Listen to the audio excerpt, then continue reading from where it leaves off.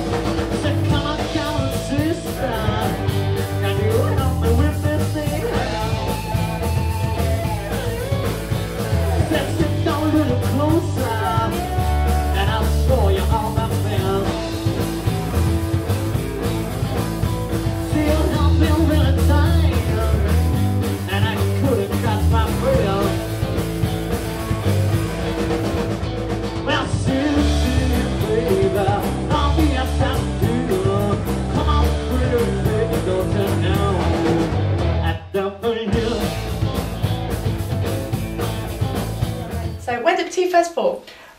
We started back in 1992, and then we recorded the first album in about 1994, 1995, after winning a contest in a pub, and the prize was to record an album. So we did this in a big disco very near this one, and it was a very fun experience.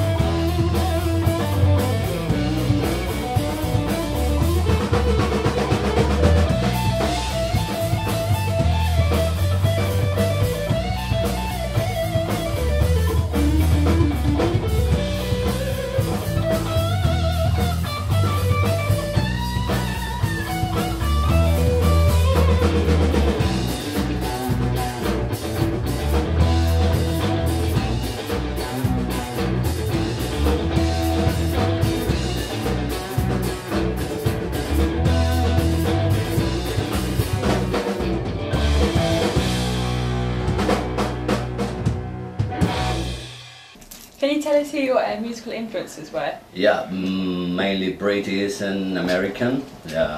Bands like Led Zeppelin, Free, Humble Pie, and a lot of blues stuff as well. Muddy Waters, B.B. King, Howlin' Wolf, Albert King, Otis Rush, mainly that, and then a lot of 50s stuff too, like Elvis, Carl Perkins, and Roy Orbison, all these people. Great music. And who does the main songwriting for the band? Myself and my brother too. I mean, we both start developing ideas we have, and we always try to to look for new ideas and new things. And we don't like playing always the same kind of stuff. We always try to create new things, new songs, and new musical influences. Always, because as time is passing, if you like all kind of music, I think everything's alright. And I don't like bands that keep playing always the same stuff. We always like searching for new things.